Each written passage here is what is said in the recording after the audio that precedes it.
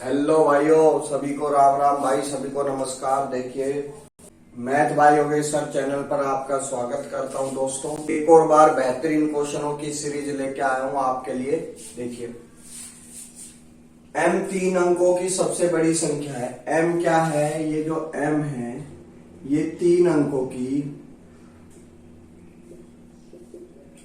की संख्या है, ठीक है, और वो भी सबसे बड़ी संख्या। जब m को 6 और 5 से जब m को 6 और 5 से विभाजित किया जाता है तो शेषफल 5 और 3 बचता है, ठीक है। तो m को जब 11 से विभाजित किया जाएगा, इसी नंबर को जब 11 से विभाजित किया जाएगा तो शेषफल क्या आएगा, ये हमसे पूछ रहा है, ठीक है। देखिए, पहली बात, ये 6 और 5 से विभाजित होने का मतलब ये है कि वह संख्या, इनका एलसीएम लिया भाई, 30 के से भी विभाजित है। 30 के से भी विभाजित, भैया 30 से तो है ही है, 6 और 5 से विभाजित हो रही है, यानी 30 के से भी विभाजित हो रही है। और शेषफल, अब ये शेषफल क्या आएगा, यहां पर हमें ये ढूंढना है। शेषफल कैसे आएगा? देखिए भाई, जब उस नंबर को m को 6 से विभाजित करते हैं तो शेषफल 5 आता है। क्या आता है? 5, ठीक है। अब 5 के अंदर 6 जोड़ दे, 11 आएगा। क्यों? 11 को अगर 6 से विभाजित करेंगे शेषफल 5 आएगा। अब 11 में अपन 6 जोड़ दे 17, और 17 में 6 जोड़ दे 23, और 23 में 6 जोड़ दे 29। कोई दिक्कत है? आप कहोगे बिल्कुल नहीं है सर। इसी प्रकार m को अगर 5 से विभाजित करते हैं तो शेषफल 3 आता है, ठीक है। अब 3 में 5 जोड़ेंगे, ये वाला यहाँ 8 आएगा 5 जोड़ने से। 8 में फिर से 5 जोड़ते हैं, कितना आएगा? 13। 13 में फिर से 5 जोड़ते हैं 18। 18 में फिर से 5 जोड़ते हैं 23, ठीक है। और 23 में फिर से 5 जोड़ते हैं 28। तो आप देखोगे इनमें एक कॉमन शेषफल है 23। क्या है? कॉमन शेषफल 23 है। तो वो नंबर क्या था? 30 के प्लस 23। अब इसमें 5 और 6 से भाग देने पर हमेशा शेषफल या तो 5 आएगा, 6 से भाग, अगर 6 से भाग देंगे तो 5 आएगा, और 5 से भाग देंगे तो के है ना, के ये जो नंबर है ये 3 अंकों की संख्या है, सबसे बड़ी 3 अंकों की संख्या है। तो 3 अंकों की सबसे बड़ी संख्या कैसे बनेगी? अब के की वैल्यू अपन मान लेते हैं एक बार 33। 33 माना, ये कितने आ गए? 990। 3 अंकों की तो संख्या बन गई, मगर जब इसमें 23 ऐड होगा ना तो ये 4 अंकों की संख्या हो जाएगी। इसको हटा के 32 रखते हैं। 30 इंटू 32, ये कितने आ गए? 96, और 23 जोड़ते हैं तो 983 वो नंबर आ गया। ये नंबर कितना आ गया? Into 23 plus 23, 983। ये कितना आ गया? 983 ये आ गया।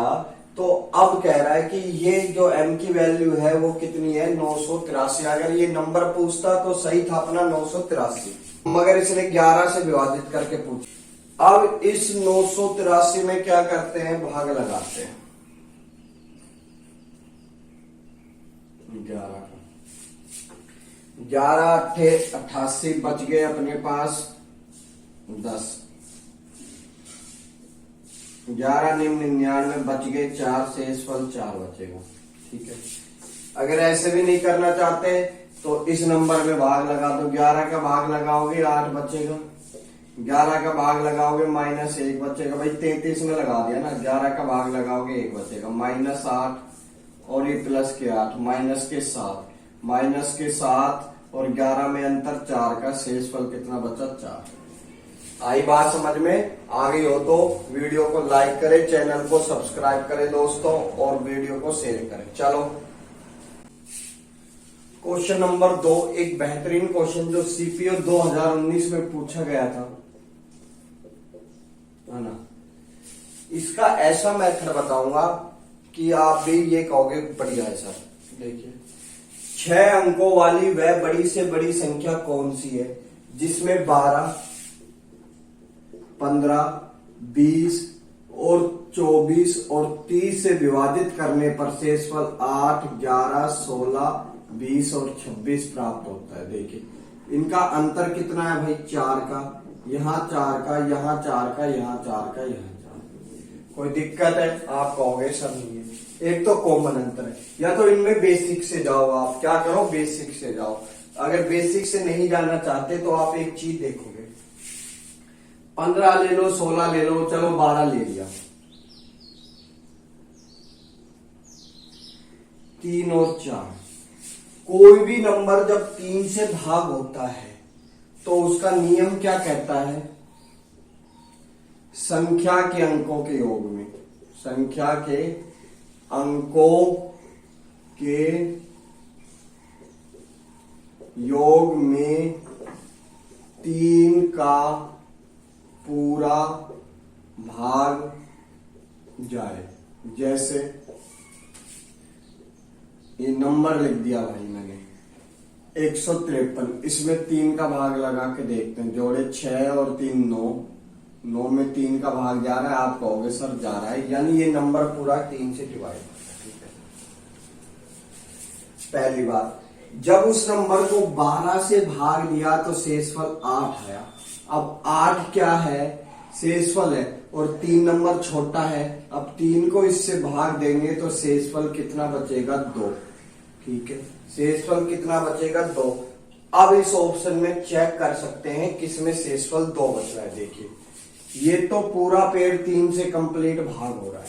ठीक है, इसमें शेषफल 1 बचेगा। 64 में 3 का भाग दोगे, शेषफल 1 बचेगा। देखिए 10, इनको जोड़ दिया 10, और 10 में 3 का भाग गया, शेषफल 1 बचा। ठीक है, इसको जोड़ो, इनमें 3 का पूरा भाग जा रहा है, 60 में 3 का पूरा भाग जाता है। ठीक है, ये देखिए 3 का पूरा भाग जा रहा है। ये नंबर तो अपन छेड़ नहीं रहे। 56 में 3 का भाग देख के देखोगे, दोनों को जोड़ोगे 11, और 11 में 3 का भाग दिया 9, और 9 में शेषफल बच गया 2। यानी अपना ऑप्शन एक तो बी सही है। ये 2 तो गलत हो ही गए भाई। अब सी देख लेते हैं, ए देख लेते हैं भाई। इनमें 3 का पूरा भाग जा रहा है, और ये कितने आ गए? 10। 82 के अंकों को जोड़ा, 10 आया, 10 में 3 का भाग दिया, शेषफल 1 बचा। यानी कोई भी ऑप्शन 2 को सेटिस्फाई नहीं कर रहा है शेषफल में, खाली ऑप्शन बी कर रहा है, यानी बी आपका आंसर सही हो जाएगा। ये तो हो गया एक इसका लॉजिक और शॉर्ट ट्रिक। अब आते हैं लॉन्ग ट्रिक पे। सबसे पहले इनका लेते हैं एलसीएम भाई। ठीक है, तो एलसीएम लोगे तो इसमें क्या है? 4 और 3, इसमें 5 और 3, इसमें 4 और 5, इसमें 4 और 6, इसमें 5 और 6। ठीक है, सबसे पहले 2 देखते हैं भाई। 2 सबसे ज्यादा 4 बार ही है, यहाँ 2 है, यहाँ 2 है, 8 और 3 है। सबसे ज्यादा 2 8 बार है। फिर आते हैं 3 पे, 3 भाई 3 1 बार ही है। फिर आते हैं 4 पे, तो 2 इसमें आ गया, 5 पे आ गए। उसके बाद कोई नंबर ऐसा लग नहीं रहा भाई। ये 6 में 3 आ गया।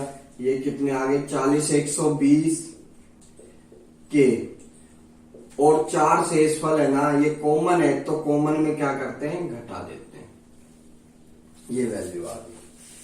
अब 120 तक अपन कहां तक जाएंगे? इतना लंबा नहीं जा सकते। अपन क्या करते हैं? 6 अंकों की सबसे बड़ी संख्या ले ली। ठीक है, भाग 120 का लगाते हैं भाई। ठीक है, 120 का भाग दिया तो कितनी बार जा रहा है? 8 बार। 12 8 96, 9 उतार लिया। 12 3 36,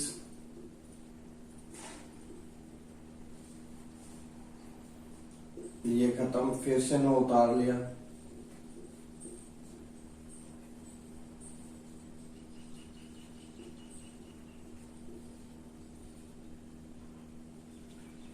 यानी जो 39 है ये शेषफल बच रहा है, तो 39 शेषफल बच रहा है मेरे भाई। इसमें से 39 को हटा दिया, यानी ये नंबर जो है ना पूरा पूरा, अब ये जो नंबर है पूरा पूरा 120 से बाहर जाएगा और इन सभी नंबरों से जाएगा, मगर इसमें शेषफल ये जो 4 जो एक्स्ट्रा आ रहा है, 4 का मतलब जो सब में कॉमन है वो और हटा देते हैं, तो कितना बचेगा 9 9 9 और 5 और 6। ऑप्शन नंबर बी सही हो गया।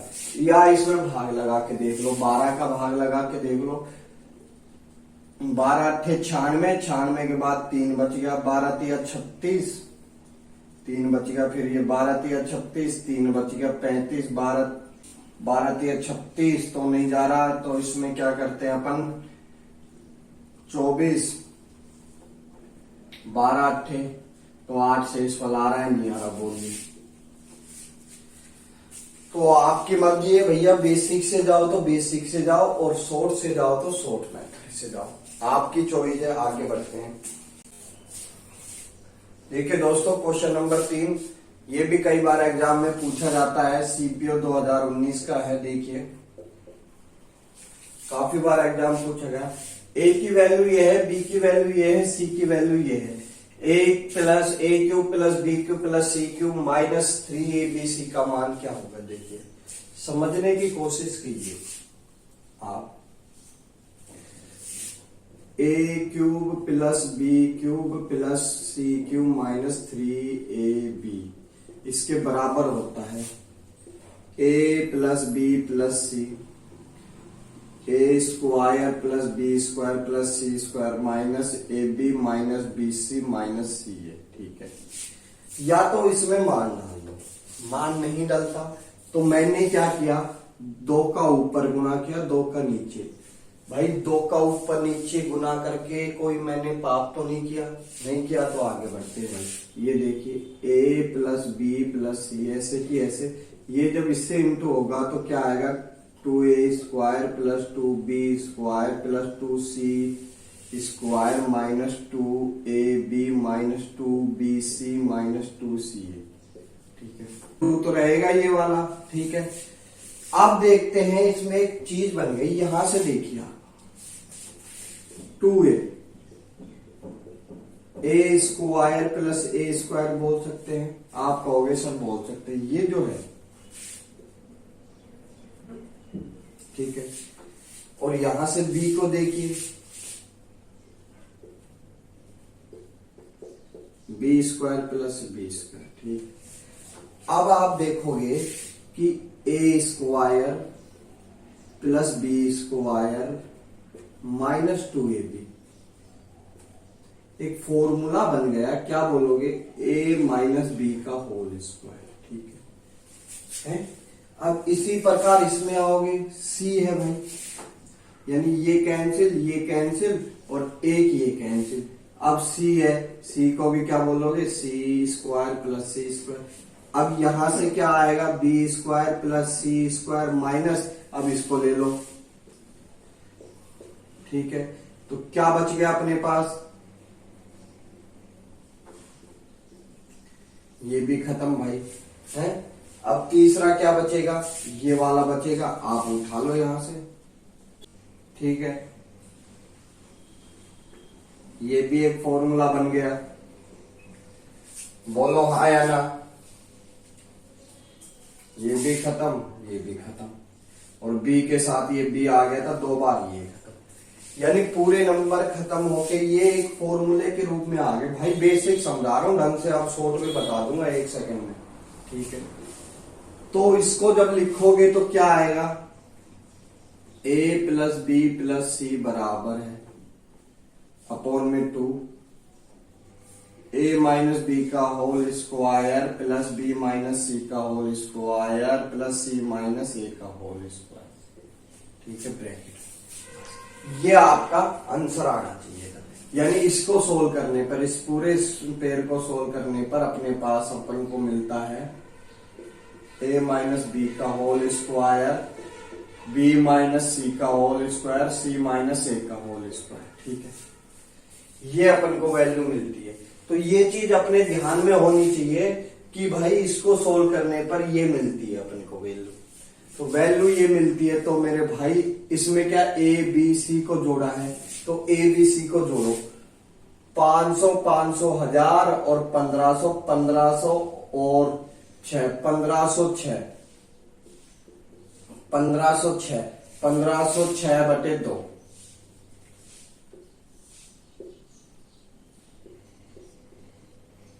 ठीक है, ब्रैकेट आ गया। a माइनस बी यानी 2 का स्क्वायर 4, बी माइनस सी यानी 2 का गैप 2 का स्क्वायर 4, सी माइनस ए 4 का गैप 4 का स्क्वायर 16। ठीक है, 20 24 भाग गया 12 बार गया। कितनी बार गया? 12 बार। अब इसका सम करते हैं भाई। मल्टीप्लाई करोगे 12 से तो 10 इंटू 2 बोल सकते हो। 10 का इंटू किया 1560। ठीक है, 2 का इंटू किया 3032। भैया 15 का 3 और 1506 को अगर 2 से मल्टीप्लाई करते हैं तो कितना आता है? 3012। Option number C. ठीक है, आए मजे? देखिए, एकदम बेसिक मेथड भी बताया है, कैसे क्या चीजें आती हैं, और उसके बाद आपको शॉर्ट भी बताया है कि इस प्रकार से अपन इसको सोल्व कर सकते हैं। ठीक है, आगे बढ़ते हैं। Question number 4। एक खंबे के आधार से 75 मीटर और 48 मीटर की दूरी पर स्थित दो बिंदुओं से खंबे के उन्नयन कोण अल्फा और बीटा पूरक कोण है। देखिए, अल्फा प्लस बीटा 90 यानी पूरक कोण का मतलब होता है 90 डिग्री। ठीक है, अल्फा की वैल्यू कितनी आएगी? 90 माइनस थीटा। ठीक, आई बात समझ में? भाई एक खंबा है, खंबे पे 2 बिंदु हैं। एक बिंदु इधर है, ए बी सी डी। यहां से यहां तक की जो दूरी है वो है 48, और यहां से यहां तक की दूरी है वो है 75।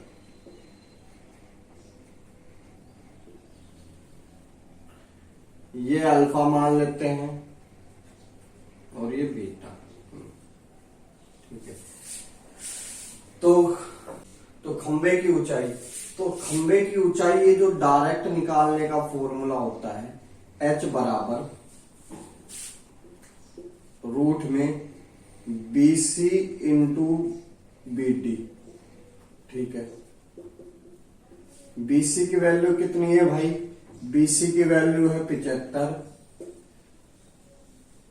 BC की वैल्यू कितनी है? 48 और ये 75। ठीक है, कितना आएगा? 12 चौका 48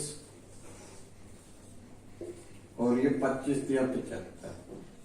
5 बार 2 बार, ये 36 का 6 बार, क्या आ गया? 10 और 6 60। Option number C.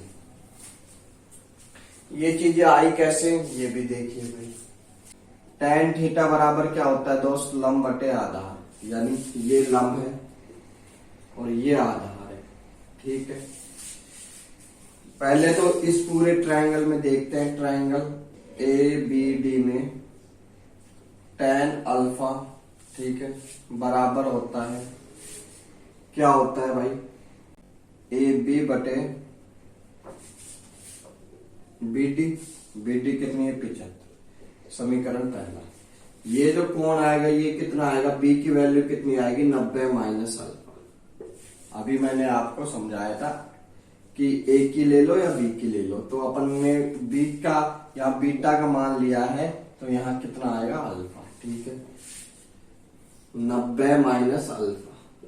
ठीक, अब इस दूसरे वाले ट्रायंगल में लेते हैं अपन ABC में tan 90 माइनस अल्फा बराबर होता है AB बटे,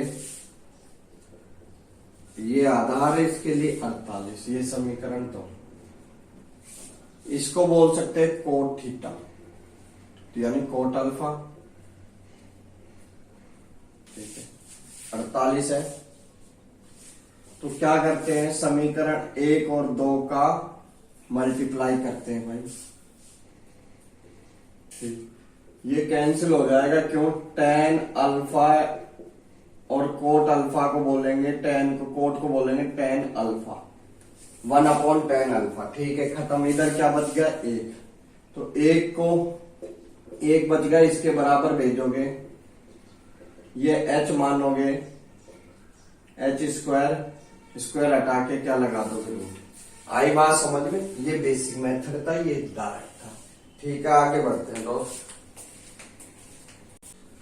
क्वेश्चन नंबर 5। ये जो क्वेश्चन है ना दोस्त, इस टाइप के पेपर एसएससी में पूछे जाएंगे, न्यू पैटर्न पे आधारित हैं ये आपके लिए।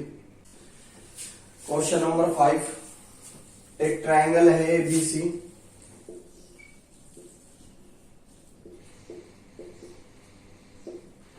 जिसमें ए बी इक्वल है एसी के, तो ये दो साइड इक्वल होती है तो कौन सा ट्रायंगल दो साइड अगर इक्वल हो जाती है तो कौन सा ट्रायंगल बोला जाता है, समद्विबाहु त्रिभुज बन जाता है। समद्विबाहु में दो कोण समान होते हैं, ठीक है, आई बात समझ में, ठीक है। डी भुजा एसी पर इस तरह से एक बिंदु है, एक डी बिंदु है, यहाँ पे डी कोई पॉइंट है एसी पर, जिसे बी डी और बीसी इक्वल हो जाती है। दोनों साइड इक्वल होने का मतलब है कि ये दोनों कोण समान होंगे, ये थीटा है तो ये भी थीटा होगा, ठीक है। ए बी 12.5 भैया, ये भी 12.5 होगी, दोनों साइड इक्वल। बीसी 5 है, अगर बीसी 5 है तो ये भी 5 होगी, ठीक है। तो हमसे पूछा क्या है, डीसी का मान पूछा, इस डीसी का आ जाएगा भाई, क्या समस्या है। देखिए आपको नहीं समझ में आ रहा होगा, पहले तो ये ट्रायंगल देखिए पूरा, ए बी सी, ये थीटा और ये अल्फा, ठीक है। ये साइड 12.5, ये साइड 12.5, ये साइड 5, ठीक है। अब इसी प्रकार ये दूसरा ट्रायंगल बाहर निकालो, ठीक है, थीटा अल्फा, ये वैल्यू पूछिए। जब किसी दो ट्रायंगल के एंगल अगर इक्वल हो जाते हैं ना, समान है, तो वो क्या बन जाता है, एक दूसरे के समरूप बन जाता है। तो इसमें समरूपता का नियम लगाते हैं। अपन से पूछ क्या रहा है, ये वाला। पहले तो इस ट्रायंगल में आओ, अल्फा के बराबर कितना है, डीसी। अब आओगे इस बड़े वाले में, इसके बराबर कितनी है, 5, ठीक है। अब देखते हैं थीटा, इसमें आने के बाद इसमें आओ, थीटा के बराबर कितना है, 5, इसमें थीटा के बराबर कितना है, 12.5, ठीक है।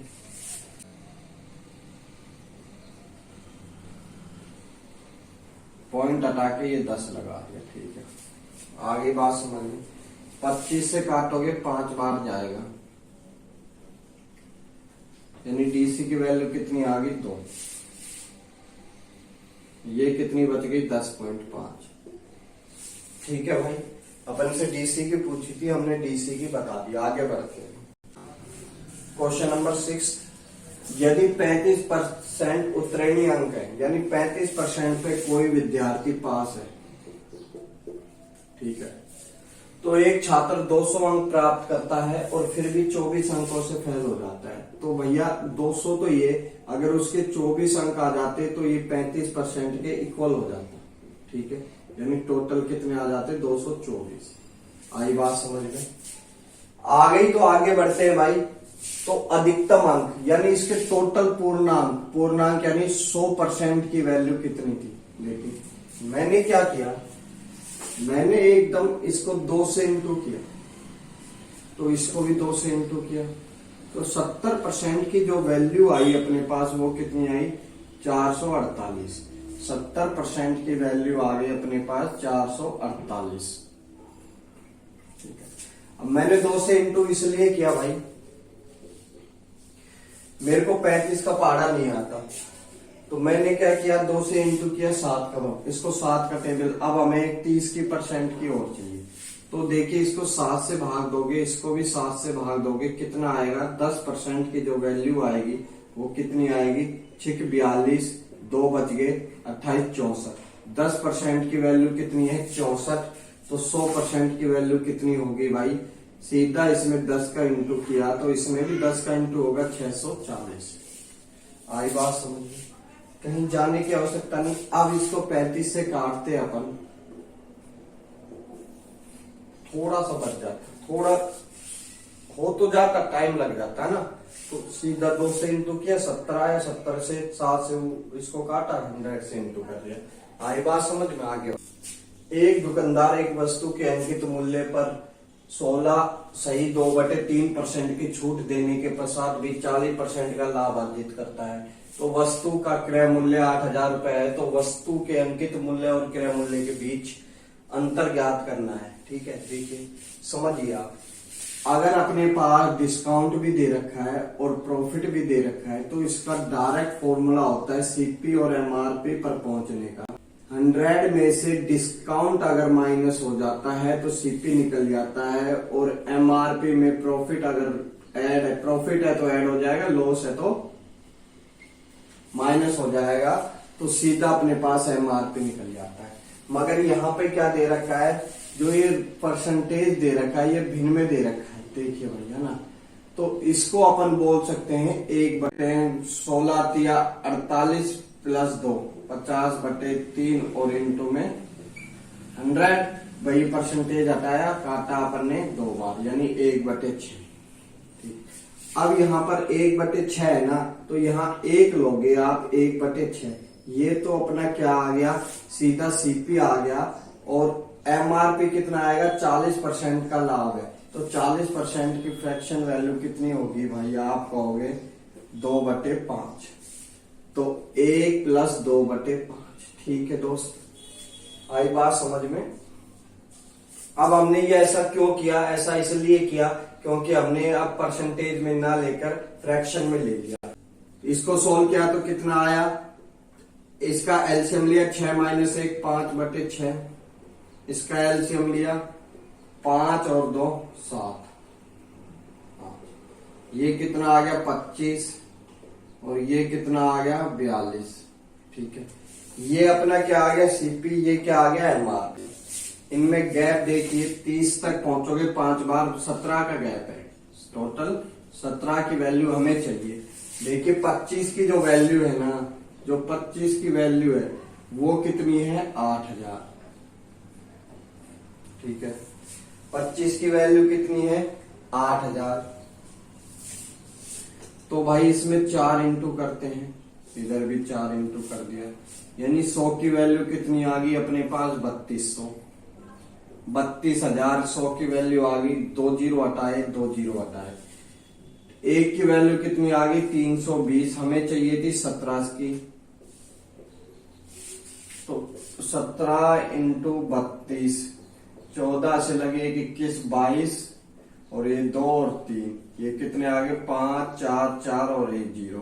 डी ऑप्शन आपका सही हो जाएगा। आगे बढ़ते हैं दोस्त, एक व्यापारी एक वस्तु का इसके अंकित मूल्य से 72% पर खरीदता है। मान लेते हैं अंकित मूल्य 100 रुपए है, अंकित मूल्य से 72% पर खरीदता है, यानी 72 रुपए में खरीद लेता है, ये सीपी आ गया। ठीक है, और अंकित मूल्य पर 14% छूट दे देता है, तो 14% छूट का मतलब कितना हुआ 86 रुपए, यानी एसपी आ गया। छूट देने के बाद उसका लाभ का परसेंट, काफी इजी क्वेश्चन था दोस्त। 8 और 6 14, और ये 72/, देखिए 4 से काटा 18 बार, ये 25 बार, 2 से काटा 7 और ये 9 बार, ये कितने आ गए 175, 25 7 175, 9 का भाग दोगे कितनी बार गएगा, 9 एकम 9, बच गए अपने पास 8, 9 9 81, 4 सही, 19 सही, 4/9, आपका ऑप्शन सी सही। क्वेश्चन नंबर 9 काफी बार पेपर में पूछा हुआ क्वेश्चन है, देखिए 2 बराबर धनराशियों को 10% और 8% वार्षिक साधारण ब्याज पर एक ही समय पर उधार दी जाती है। 2 धनराशि है ए और बी, ठीक है, और इनकी जो वैल्यू है वो इक्वल है, इनके अमाउंट भी इक्वल है, एक को 10% पर, एक को 8% पर उधार दी जाती है।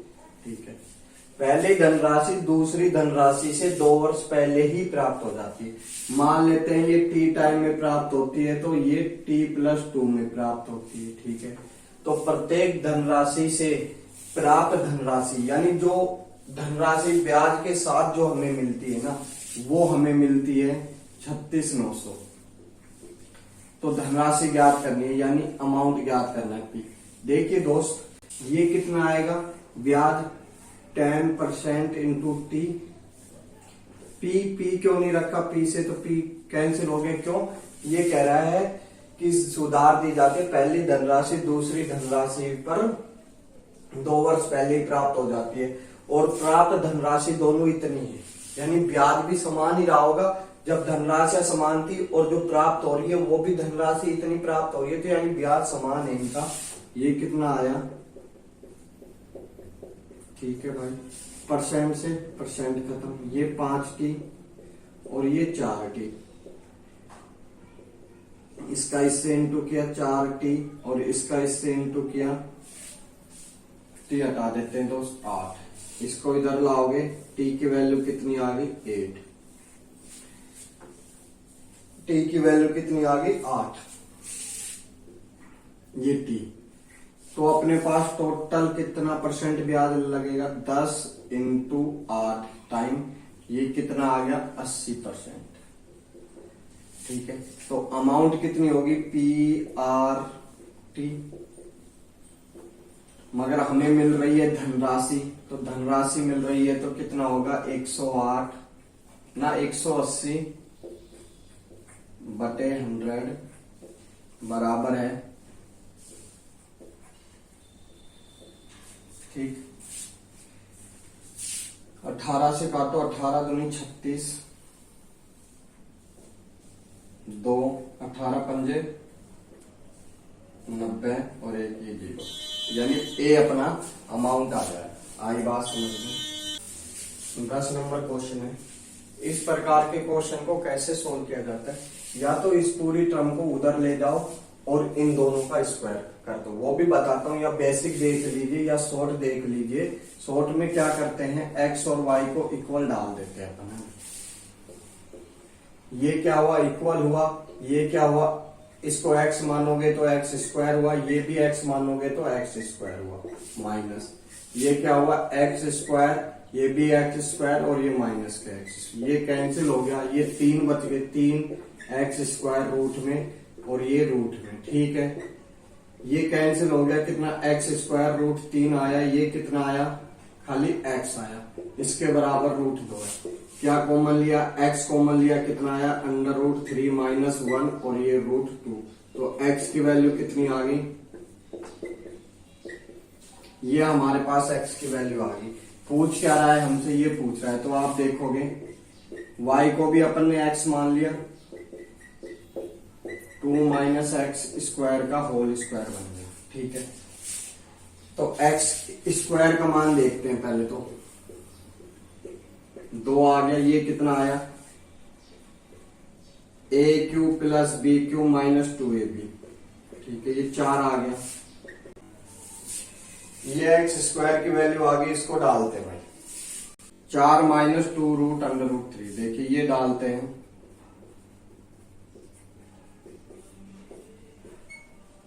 इसका रेशनलाइज किया,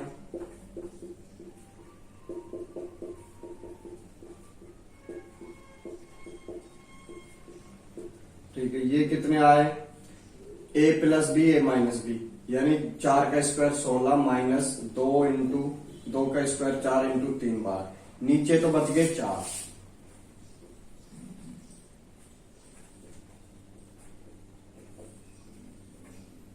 नीचे तो बच गए 4। ठीक है, इनका स्क्वायर भी है दोस्त, ये कितना आया 8 और ये कितना आया प्लस के 4x। देखिए 4 से भाग दोगे जब, ये कितनी बार 2 बार, ये 1 बार, 2 से 2 कैंसिल, अंडर रूट 3 पर स्क्वायर है, रूट से रूट खत्म, कितना आंसर आ गया 3 अपना आंसर। आई बात समझ में, आगे बढ़ते हैं।